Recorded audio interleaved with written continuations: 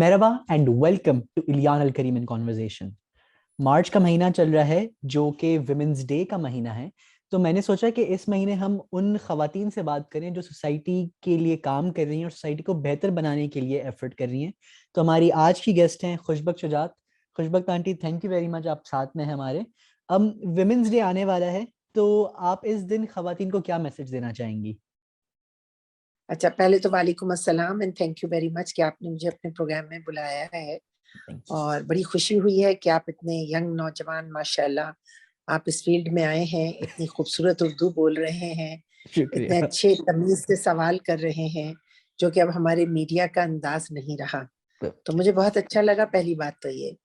اور دوسرا یہ کہ آپ ویمنز ڈے کے حوالے سے بات کر رہے ہیں، تو بس وہی ایک بات کہ خاتون ہونے کے ناطے مجھے تو بڑا فخر ہوتا ہے اور مجھے یہ احساس ہوتا ہے کہ خاتون زندگی میں جس طرح ملٹی ٹاسکنگ ورک کرتی ہے اور اللہ تعالیٰ نے اسے جو نعمتیں دی ہیں اور جو عنایات عطا کی ہیں وہ دنیا کی کسی بھی مخلوق سے سب سے زیادہ ہیں.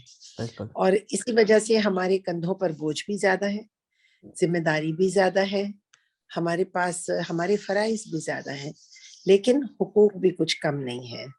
تو میں تو صرف خواتین سے یہ کہتی ہوں کہ دیکھیے، وہ جو شعر کسی نے کہا ہے کہ شکوہ ظلمت شب سے تو کہیں بہتر تھا اپنے حصے کی کوئی شمع جلاتے جاتے.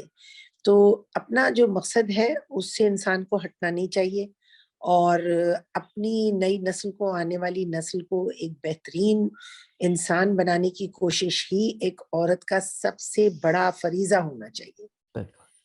تو ہمیں بھی ایسے جب موقع آتے ہیں تو ہمیں یہ سوچنا چاہیے کہ اس پہ ہم بعض اوقات مجھے شاید لوگ ناراض بھی ہوں میری اس بات سے کہ بے وجہ حقوق مانگنے کی دوڑ بہت زیادہ ہے، بے وجہ خواہشات بہت ہیں، لیکن ہم خود کیا کر رہے ہیں، ہم کس نہج پہ کھڑے ہیں، ہمارے کیا حقوق ہیں، کیا فرائض ہیں، ہمیں کیا کرنا چاہیے بینگا ماں، بہن، بیٹی، عورت. اور پھر جو لوگ کہتے ہیں کہ بھئی عورت کا اپنا بھی ایک وجود ہے، تو اس کا اپنا ایک جو وجود ہے وہ بڑا اہم ہے کائنات میں.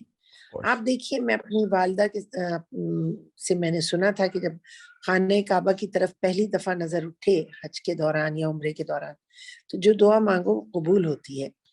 تو جب میرا بیٹا مجھے حج پہ لے کر گیا تھا اور اس سے پہلے ہم عمرے پہ گئے تھے، تو پہلی دفعہ جب خانہ کعبہ کے احاطے میں حرم شریف میں داخل ہوئی تو آپ یقین کریں کہ مجھے ہر طرف ایک خاتون نظر آئی اور مجھے یہ محسوس ہوا کہ یہ سارا کچھ جو ہے وہ ایک خاتون کی وجہ سے ہے، حضرت بی بی ہاجرہ کی وجہ سے ہے. یہ حج، یہ ارکان، یہ سعی کرنا، یہ آب زمزم پینا، یہ طواف کرنا، سب کیا ہے؟ نہ وہ خاتون وہاں جا کے بیٹھتی ہیں اپنے شیرخوار بچے کے ساتھ، نہ وہ وہاں جا کر اللہ تعالیٰ سے مدد مانگتی، نہ ان کی اس ممتا کی اس ادا پر اللہ تعالیٰ مہربان ہوتا، اور نہ ہی وہاں خانہ کعبہ کی تعمیر ہوتی، نہ ہی زمزم وہاں نکلتا. تو ایک عورت کیا بہت بڑا کام ہے. ہم چھوٹے چھوٹے کاموں میں پیچھے باتیں کرتے ہیں لیکن ہم اس کا جو بہت بڑا کام ہے اس کو بھول جاتے ہیں. اللہ تعالیٰ نے تو بڑے منصب عطا کیے ہیں عورتوں، ہمیں اپنے آپ کو پہچاننے کی ضرورت ہے. جی ہاں، جی ہاں. اچھا، ریسنٹلی اگر ہم دیکھیں تو کچھ دنوں پہلے انڈیا میں ایک واقعہ ہوا تھا جہاں ایک موب پورا کھڑا ہوا تھا مسلمز کے اگینسٹ حجاب بین کے سپورٹ میں، اور وہاں پہ ایک عورت تھی مسلمان جو اس موب کے سامنے کھڑی ہوئی اور اس نے ان کی بات نہیں مانی، اور دنیا بھر میں اس بات کو بہت سراہا گیا، اس کے بہت سپورٹ میں لوگوں نے بولا. پاکستان سے بھی بہت لوگوں نے سپورٹ کیا. لیکن جب پاکستان میں عورت مارچ ہوتی ہے یا اس طرح کا کچھ ہوتا ہے تو یہی لوگ پھر پاکستان میں عورت مارچ کے خلاف بول رہے ہوتے ہیں اور فیمنزم کے خلاف بات کر رہے ہوتے ہیں. اس کی کیا وجہ ہے؟ دیکھیے، اس نے تو بہت بڑا نام پکارا تھا، اس نے اپنی ذات کی بات نہیں کی تھی. دیکھیے، عورت مارچ جو ہے نا، آپ کچھ بھی کہیں، عورت اپنے حقوق کے لیے نکلتی ہے تو عورت مارچ کرتی ہے. وہ کچھ مانگ رہی ہوتی ہے، وہ اپنے لیے کچھ تلاش کر رہی ہوتی ہے. عورت مارچ میں وہ اپنے لیے مانگ رہی ہوتی ہے، اپنی آزادی، اپنی خود مختاری، اپنی فائنینشیل سپورٹ یا اپنے جو بھی حقوق ہیں. لیکن اس لڑکی کا معاملہ بالکل مختلف ہے. اس نے اللہ اکبر کا نعرہ لگایا ہے. یہ لڑکی ہم سب سے جو عورت مارچ کے لیے ہم لوگ نکلتے ہیں نا، ہم ذاتی بات کے لیے نکلتے ہیں. سوری ٹو سے ہم ایک اپنی ذات کی بات کرتے ہیں. اس نے ذات سے ہٹ کے بات کی. اس کے منہ سے تو کوئی اور بات ہی نہیں نکلی. اس نے کہا اللہ سب سے بڑا ہے، میری حفاظت کرنے والا ہے اور وہ میرے ساتھ ہے. اب یہ اللہ اکبر کا جو اس نے نعرہ لگا دیا، اس کے آگے تو کوئی بات رہی نہیں نا. That is a very very different thing. بہت آف کورس. مختلف چیز ہے. ٹھیک ہے. اور پاکستان میں اگر ہم دیکھتے ہیں تو ویمنز ڈے کو جنرلی عورت مارچ کے نام سے جانا جاتا ہے، اور اس نے سوسائٹی کو سپلٹ کیا ہوا ہے دو میں.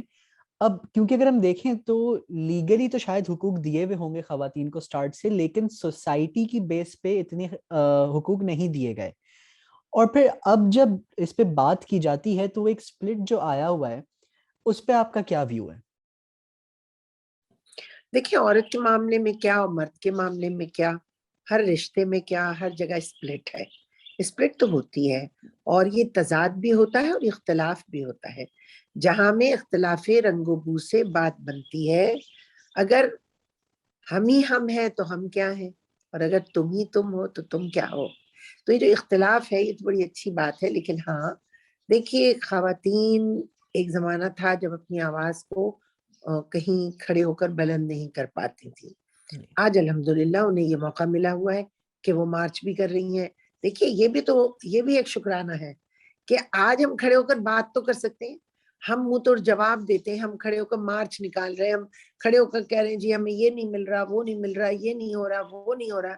تو یہ سپلٹ اس وجہ سے ہوئی ہے کہ ہم یہ نہیں کہہ رہے.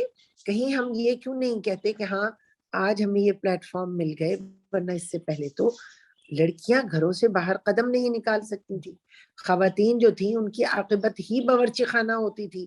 اب آپ دیکھیے ہر شعبے میں عورت کام کر رہی ہے، ہر جگہ عورت کھڑی ہے، سڑک پہ بھی کام کر رہی ہے، وہ پتھر بھی کوٹ رہی ہے، وہ فیکٹری میں بھی کام کر رہی ہے، آفس میں بھی قلم چلا رہی ہے، وہ توے پر روٹی بھی ڈال رہی ہے، وہ بچے بھی پال رہی ہے، وہ پرائم منسٹر کے لیے الیکشن بھی لڑ رہی ہے. وہ کیا نہیں کر رہی پاکستان میں.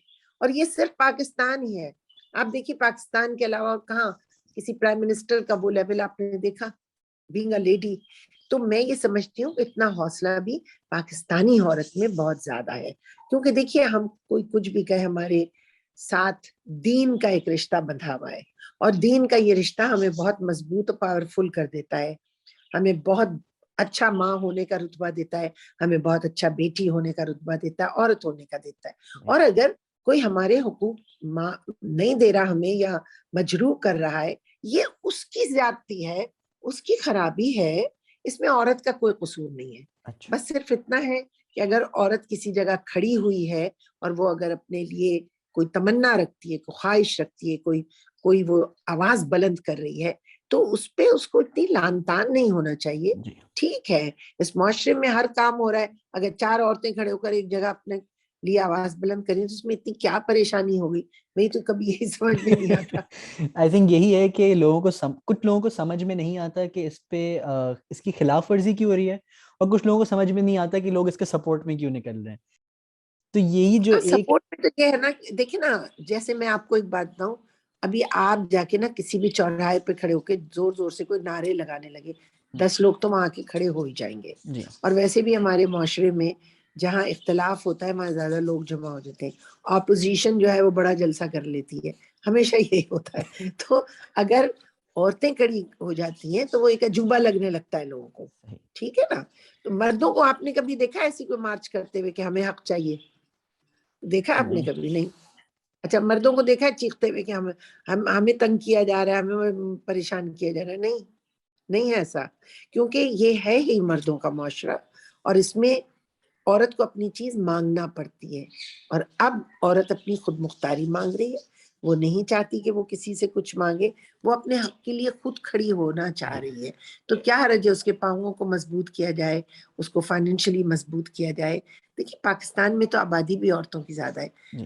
آپ دیکھیں، آپ بینکاک جائیں، آپ جاپان جائیں، آپ چین جائیں، وہاں عورتیں مردوں کی طرح بالکل کام کر رہی ہوتی، لیکن ان کو بھی وہ شاید عزت نہیں ملتی جو پاکستان میں ایک پاکستانی عورت کو ملتی ہے عزت. اچھا. یہ میں یہاں برملا کہوں گی، عزت پاکستانی عورت کی ایز اے ماں، اس کی عزت. اب ایسے پڑھے لکھے جاہل بھی موجود ہیں اور ایسے نہ کہنا چاہیے بہت ہی برے لوگ بھی موجود ہیں جو ماں کو اہمیت نہیں دیتے. بڑے بڑے 2,000 گز کے گھروں میں رہتے ہیں ماں اور باپ کو جا کے بڑھاپے میں، اور وہ عیدیوں میں ڈال کر آتے ہیں. آپ انہیں کیا کہیں گے؟ کیا وہ جاہل ہیں؟ وہ جاہل نہیں ہے. مائنڈ سیٹ، بالکل. تو مائنڈ سیٹ تو کہیں بھی کچھ کر سکتا ہے. اور آپ دیکھیے ہمارے گھروں میں جو یہ چھوٹے گاؤں سے مرد حضرات کام کرنے آئے ہوتے ہیں، بعض اوقات میں ان سے بات کرتی ہوں، مجھے بڑا اچھا لگتا ہے.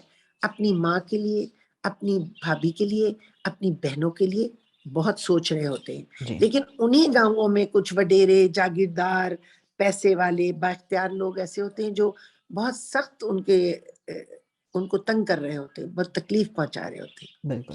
تو ہم یہ نہیں کہہ سکتے من حوصل قوم خراب ہو گئی ہے قوم. نہیں، یہ ہے کہ آپ کا جہاں مائنڈ سیٹ ہے اس مائنڈ سیٹ کو بہتر ہونا ہے. عورت کی عزت، اس کا احترام. میں دین کا حوالہ بھی اگر نہ دوں چلے آپ کو، تو ویسے بھی ایک عورت جو ہے اس کو کائنات میں اہمیت حاصل ہے. وہ ایک اکائی ہے اور اس کی اہمیت ہے. بالکل. آپ نے مائنڈ سیٹ مینشن کیا تو اس سے مجھے ہماری سوسائٹی میں ایک اور بہت بڑا سپلٹ ہے اس کا خیال آیا، اور وہ ہے ایجوکیشن. اب جی آپ اپنا اسکول بھی چلاتی ہیں کڈز یونیورسٹی کے نام سے، میرے کزن نے بھی وہاں سے پڑھا ہے. اب ملک میں اگر ہم دیکھیں تو ایک سلوگن ہے تعلیم سب کے لیے، لیکن جی سب سے برا اسکول بھی تعلیم تو دیتا ہے. تو میرے خیال میں بہتر سلوگن ہونا چاہیے اچھی تعلیم سب کے لیے. اور اچھی تعلیم سے میرا مطلب یہ ہے جو ایسی تعلیم جس پہ جو سوسائٹی پہ ایک پازیٹیو امپیکٹ ہمیں دکھائے. تو کتنا کام کرنے کی نیڈ ہے اس ڈیوائڈ کو کور کرنے کے لیے؟ دیکھیے سچی بات تو یہ کہ تعلیم کا تو کبھی کم ہوگا نہ ختم ہوگا معاملہ. یہ ایک نہ ختم ہونے والا سفر ہے جی. جو جاری ہے. کیا میری تعلیم ختم ہو گئی؟ نہیں. بالکل بھی نہیں. میں تو کوئی علم حاصل کرنے کی جستجو میں ہوں. کیا آپ کی تعلیم ختم ہو؟ کیا یہ ڈگری تک؟ ہمارے پاس تعلیم کا کانسیپٹ بڑا مختلف ہے. ہمارے پاس ڈگری کا وہ کاغذ، وہ ایک مارک شیٹ، وہ ایک کانسیپٹ رہ گیا. ماں باپ بھی یہی سمجھتے ہیں. بلیو می، اگر مجھے آزادی ہو اور مجھے اجازت دی جائے، میں 5 سال تک کی عمر جو بچہ ہے اس کے ہاتھ میں نہ کتاب پکڑاؤں نہ پینسل پکڑاؤں. میں 5 سال تک کے بچے کو صرف مورل سکھاؤں، مینرز سکھاؤں، اخلاقیات سکھاؤں. نبی کریم صلی اللہ علیہ وآلہ وسلم کا جو بیسک سبق اخلاقیات کا ہے، خلق کا ہے، آپ کی روزمرہ کی زندگی کے مینرز کا ہے، گرومنگ ہونا چاہیے. 5 سال تک آپ بچے کو سکھا دیں، اس کی زندگی میں ایک تسلسل آ جائے روان. اس کے بعد آپ پڑھائیں. تو ہوتا کیا ہے، ہم صرف ABCD 1 2 3 اس میں الجھا دیتے ہیں بچے کو. جی. تو اول بنیادی بات ہے وہ تعلیم ہی ہمارے یہاں غلط شروع ہوتی ہے. میں خود اسکول رن کرتی ہوں، مجھے تو ماشاءاللہ 25 سال ہو جائیں گے نیکسٹ ایئر. ہماری کڈز یونیورسٹی 30ویں سالگرہ ہے ماشاءاللہ. زندگی کا ایک سمجھے کوارٹر صدی میں نے اس جی ہاں. اسکول کو دیا. بہت خوش ہوں. اپنے بچوں کو میں نے ایک سلوگن دیا ہے، اور وہ سلوگن یہ ہے کہ بچوں ساری زندگی یاد رکھنا، جب تم پڑھ لکھ جاؤ تو اور کچھ دنیا میں کچھ کمانے لگو، اپنی زندگی صحیح سے گزارنے لگو، اور تمہارے پاس وقت بھی ہو، تو کسی ایک نہ ایک بچے کو ضرور پڑھا دینا. 2 کو پڑھا سکتے ہو تو 2 کو، 1000 کو پڑھا سکو تو 1000 کو. میں ان سے کہتی ہوں زندگی میں یہ میری بات یاد رکھنا، اس اسکول میں جو 10 سال گزارے ہیں، بس یہ میری ایک تم سے خواہش ہے، باقی تو ہم نے تمہیں سکھایا جو سیکھ کے تم جا رہے. تو اچھی تعلیم جو ہے، تعلیم ساری اچھی ہوتی ہے. تعلیم میں اچھا اور برا نہیں ہوتا. علم سارا اچھا ہوتا ہے، اچھا اور برا نہیں ہوتا. لیکن صرف بات اتنی ہے کہ ایک عام آدمی کو بھی وہی تعلیم ملنا چاہیے جو ایک ایسے گھرانے کا بچہ امیر. تو ہمارے ہاں جو وہ امارت کا فرق ہے نا، امارت و غربت کا فرق، وہ تعلیم میں ہی نہیں ہے، وہ ہماری ساری گرومنگ میں ہے، ہماری ساری سوسائٹی میں ہے، ہمارے اخلاقیات میں ہے، ہر چیز میں ہے. اور اس کی ایک وجہ ہے کہ پاکستان کے عالم وجود میں آنے کے بعد جو وڈیرا شاہی سسٹم ہمارے یہاں ختم نہیں ہوا، لینڈ ریفارمز نہیں ہوئے، تو ہمارے یہاں جو وہ وڈیرا اور جاگیردارانہ نظام کا ایک مزاج تھا، وہ مزاج چھوٹے گاؤں سے شہروں میں آ گیا. جب وہ اپنا کلچر لے کر یہاں آئے تو یہاں بھی مزاج بدل گیا, تو پھر ہمارے اسکولوں کا معیار بھی تبدیل ہو گیا. اوکے, اب ہم آپ کے پولیٹیکل کریئر پہ آتے ہیں. میں جب آپ کے بارے میں پڑھ رہا تھا تو میں نے دیکھا کہ 2007 میں آپ نے MQM جوائن کیا اور ابھی تک آپ انہی کے ساتھ ہیں. کافی پولیٹیشینز اپنی پارٹی کو بدلتے ہیں لیکن آپ نے ایسا کبھی نہیں کیا, اس کی کیا وجہ ہے؟ ایکچولی مجھے لگتا ہے کہ میں اس کی قائل ہوں کہ پیوستہ رہ شجر سے امیدیں بہار رکھ. اپنی جگہ آپ جو پتھر اپنی جگہ ہوتا ہے وہ مضبوط ہوتا ہے, ورنہ وہ ٹھوکروں میں آ جاتا ہے. تو میں نے جب پالیٹکس جوائن کی تھی, میں سمجھتی ہوں I am very non political person. جو ایک کرائٹیریا بنا ہوا ہے پاکستان میں, جو پالیٹکس کا ایک رویہ بنا ہوا ہے, وہ میرے اندر نہیں ہے. سچی بات ہے, میں اس سے ذرا مختلف ہوں. میں اور ماحول کی اور مزاج کی شخصیت ہوں. لیکن جب میں نے پالیٹکس جوائن کی تو مجھے یہی خیال تھا کہ میں انسان اپنے گھر سے اور اپنے ماحول سے اور اپنے آس پاس سے ہی کام شروع کرتا ہے. تو میں نے جب کام شروع کیا تو میں نے سوچا کہ میں اپنے گھر کو اور اپنے چیزوں کو سنبھالوں, اپنا محلہ, اپنا علاقہ, اپنا شہر, اپنا وطن. ٹھیک ہے نا. تو میں نے ایسی پارٹی جوائن کی جو میرے شہر کی پارٹی, جو میرے علاقے کی پارٹی اور میرے گھر کی پارٹی. تو اب یہ ہے کہ اگر کسی وقت زیر و بم آتے ہیں, ہر سیاسی پارٹی میں آتے ہیں, تو اس کا مطلب یہ نہیں ہوتا کہ آپ نے جس پارٹی سے کچھ حاصل کیا ہو اسے آپ بے وقت خدا حافظ کہہ دیں. میں جب سینٹ میں تھی بہت لوگوں نے مجھے آفرز کی, بہت پارٹیز نے آفرز کی, لیکن میں نے یہی کہا کہ جس پارٹی کے لیٹر ہیڈ پر میں نے مہر کے ساتھ سگنیچر کیے اور میں نے سینٹ کا ٹکٹ مجھے دیا گیا, میں اس ٹینیور کو اسی پارٹی کے ساتھ پورا کروں گی. میں اس کی قائل ہی نہیں ہوں کہ آپ فلور کراس کریں. یہ بہت بڑی احسان فراموشی ہے, یہ بہت بڑی بددیانتی ہے میری نگاہ میں کہ آپ کسی پارٹی سے ٹکٹ لے کر آئیں. اب میں آزاد ہوں, میں نہیں کسی عہدے پر ہوں, لیکن اس کے باوجود میں سمجھتی ہوں جن لوگوں نے مجھ پر اعتماد کیا, جنہوں نے مجھے ووٹ دیے, جو میری طرف دیکھتے رہے, جن کے میں نے بے حد کام کیے, مجھے ماشاءاللہ زندگی میں کوئی ریگریٹ نہیں ہے کہ میں نے یہ نہیں کیا پارٹی کے لیے یا اپنے علاقے کے لیے. I did a lot and ماشاءاللہ میں سرخرو ہوں. لیکن اس کے باوجود میں سمجھتی ہوں کہ اپنے لوگوں کو کبھی مایوس نہیں کرنا چاہیے. بالکل, یہ بات تو آپ نے بالکل صحیح کہی ہے. اینڈ آئی تھنک سب سے امپورٹنٹ بات یہ ہے کہ ریگریٹس نہ ہونا کسی کی زندگی میں سب سے بڑی اچیومنٹ ہوتی ہے. اب ریگریٹ سے زیادہ یہ ہے کہ دیکھیے گلٹ نہ ہو آپ کے پاس, جی, آپ کے پاس ریگریٹ نہ ہو, تو اس سے زیادہ خوبصورت لائف کوئی نہیں ہوتی. آف کہ آپ کورس, کو پیچھے پلٹ کے دیکھیں تو آپ سوچیں کہ یہ کیا غضب ہو گیا, میں نے یہ بہت بڑی کو غلطی کی, کسی کا دل دکھا دیا, کسی کا حق مار دیا, کسی کے ساتھ زیادتی کر دی. الحمدللہ ایسی کوئی چیز زندگی میں نہیں ہے. تو اللہ کا بڑا کرم احسان. Of course. اور یہ اب میرا آخری سوال ہے کہ میں جانتا ہوں کہ پولیٹیشین بننے کے لیے آپ کو لائف کا ایکسپیرینس بہت چاہیے ہوتا ہے, آپ کو سوسائٹی کا ایکسپیرینس بہت چاہیے ہوتا ہے, اور اسی وجہ سے ہمیں ینگ پولیٹیشینز اتنے نظر نہیں آتے. اب ینگ سے میری مراد ہے لائک 35 سالہ اور اس سے کم عمر. لیکن اب اگر ہم دیکھیں تو ٹیکنالوجی کی ڈیولپمنٹ کے ساتھ ساتھ ہر جنریشن بہت تیزی سے میچیور ہو رہی ہے.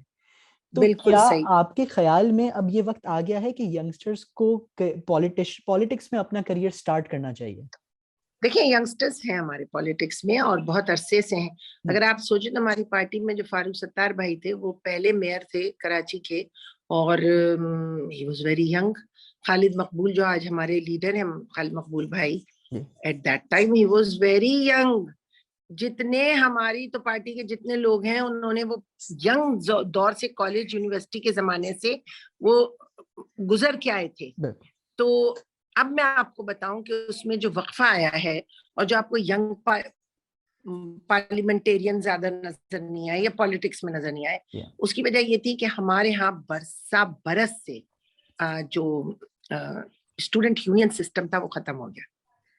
اصل میں کالج یونیورسٹی جو تھیں وہ سیاست کی پنیریاں تھیں, نرسریاں تھیں, وہاں سے لڑکے بچے لڑکیاں سیکھ کے اور میدان میں اترتے تھے. وہاں جو پالیٹکس ہوتی تھی کالج یونیورسٹی میں, وہ بتاتی تھی کہ اب پالیٹکس کا رنگ کدھر جا رہا ہے, اب کون پارٹی جیتنے والی ہے کدھر. تو وہ جو حال تھا وہ الحمدللہ when I was in the Senate, مجھے یاد ہے رضا ربانی صاحب ہمارے چیئرمین تھے, چیئرمین سینٹ, اور میں نے بھی اسپیچ کی تھی, اور اس وقت یہ قرارداد پیش کی گئی تھی کہ اسٹوڈنٹ یونینز بحال کی جائیں. تو ہمیں بڑی خوشی ہوئی تھی کیونکہ ہم تو یونین سے نکلے ہوئے لوگ ہیں. تو اب ماشاءاللہ اللہ کا لاکھ لاکھ شکر ہے کہ پچھلے دنوں وہ پاس ہو گیا ہے قانون, اور اب اسٹوڈنٹ یونین پورے ملک میں بحال کر دی گئی ہیں. اب آپ دیکھیے گا جو ینگسٹر سامنے آئیں گے ان کا انداز ہی کچھ اور ہوگا. یونین بحال نہ ہونے کی وجہ سے کمیٹیاں ٹوٹ گئی تھی. کیا ہوا, نہ بزم ادب کمیٹی ہے, نہ ڈبیٹنگ سوسائٹی ہے, نہ ڈرامہ, نہ کچھ. تو اسٹیٹکس ختم ہو گئی. بچوں میں اسٹیٹکس ہی نہیں, جمالیاتی ذوق ہی نہیں رہا تھا. بولنا, بات کرنا, سامنے آ کے کریجیس طریقے سے کام کرنا, وہ رہا نہیں تھا. انشاءاللہ اب دوبارہ سے آئے گا, اور آپ جیسے لوگ سامنے. بالکل. Thank you very much Khushbakht aunty, بہت مزہ آیا آپ سے بات کر کے. اینڈ بہت شکریہ. انشاءاللہ ملک اور بہتر ہوتا جائے گا, اور ہم لوگ مل انشاءاللہ کے اس ڈیولپمنٹ کو دیکھیں گے. ہمیشہ پر امید رہنا چاہیے. جی. And on that thank you note, very much. This is Aliyan Alkareem signing off.